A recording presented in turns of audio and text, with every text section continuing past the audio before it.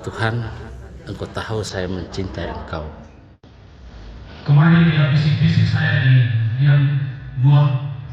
Dia bilang begini, saya ini sempat masuk tidak ada. Saya ini anak yatim piatu.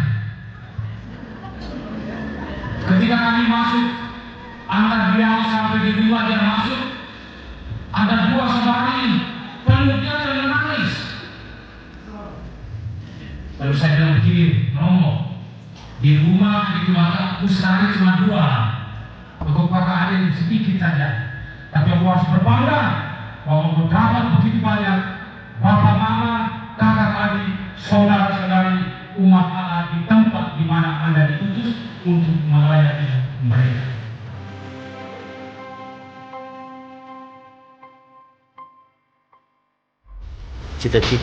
Cita-cita ingin jadi imam itu sebenarnya sejak SD.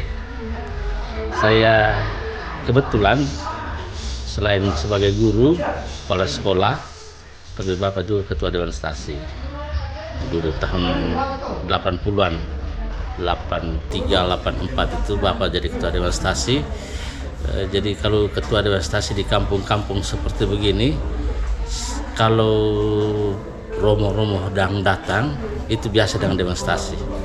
Dan satu hal yang membuat saya tertarik ingin besok-besok jadi imam adalah ada 3 hal.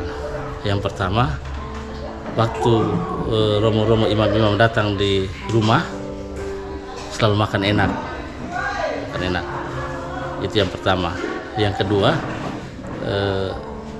zaman itu tahun 80-an di tempat saya di kampung itu namanya kendaraan susah. Yang punya sepeda motor cuma romo-romo saja. Ini juga yang membuat saya tertarik untuk besok-besok saya jadi romo supaya punya kendaraan sendiri. Ini motivasi awal sebenarnya. Juga hal yang ketiga itu bahwa setiap kali tiba di kampung itu romo-romo itu dilayani dengan sebaik mungkin, dengan sepenuh hati. Entah itu dari Bapak sebagai ketua administrasi, tapi bahwa dengan seluruh umat yang melayani.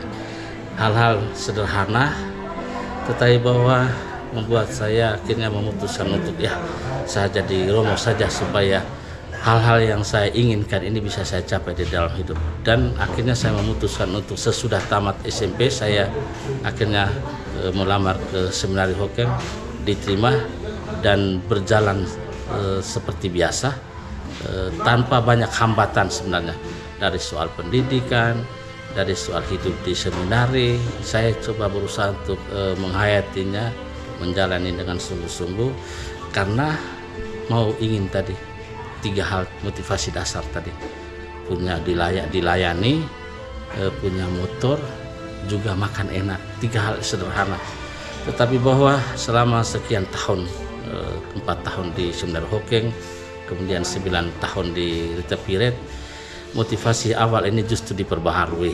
Semakin tahun saya perbaharui, saya berusaha untuk membaharui motivasi ini. Bukan cuma hal-hal duniawi ini saja yang boleh saya dapat, tetapi bahwa hal penting yang akhirnya saya temukan di dalam masa pembinaan dan pendidikan sekian lama di seminari adalah bagaimana dengan sarana-sarana ini saya boleh melayani dengan baik umat yang akan saya jumpai di tempat tugas saya. Dan inilah motivasi yang membuat saya coba berusaha sekuat kemampuan saya.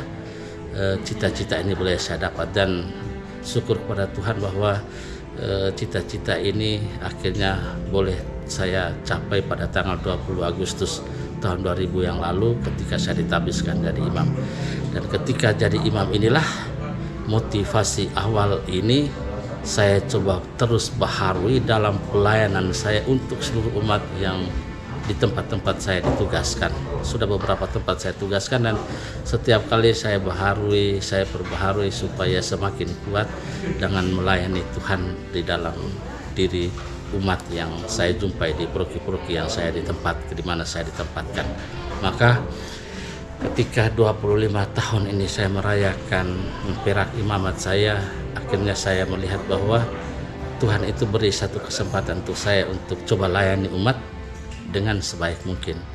maka saya jawab kehendak dan perintah Tuhan untuk saya dalam pelayanan saya adalah, Tuhan, Engkau tahu saya mencintai Engkau. Saya mencintai Tuhan dalam karya pelayanan saya dengan semua umat yang saya jumpai di dalam seluruh hidup saya ini, yang terus menguatkan saya akhirnya sampai saat ini, tahun ini saya boleh merayakan gerak imamat saya. Romo Bien memang begitu ya. Datang awalnya itu memang kita jangan dia akan sakit-sakit ya. Tapi ya syukurlah bahwa dia masih tetap sehat dan bisa merayakan pesta peraknya di Witiama. Itu luar biasa itu ya. Dan kelihatannya bahwa dia sangat segar ya. Itu yang kita semua doakan, supaya dia tetap sehat terus dan melayani umat Witiama. Moto saya waktu saya ditabiskan adalah, kehendak-Mu lah yang terjadi. Jadi ini saya pilih berdasarkan pengalaman-pengalaman hidup saya. Saya coba lihat bahwa mau jadi imam ini bukan saya punya mau, bukan saya punya keinginan, tetapi bahwa Tuhan panggil saya, Tuhan pilih saya, dan saya jawab, Tuhan ini Engkau punya mau, ini Engkau punya kehendak. Maka saya jawab panggilan Tuhan ini dengan kata-kata Tuhan Yesus sendiri, kehendak-Mu lah yang terjadi. Kehendak Tuhan inilah yang saya coba hayati sekian lama, 25 tahun ini. Akhirnya saya mesti jawab lagi panggilan Tuhan ini dengan saya katakan kepada Tuhan, Tuhan, Engkau tahu aku mencintai, mengasihi Engkau.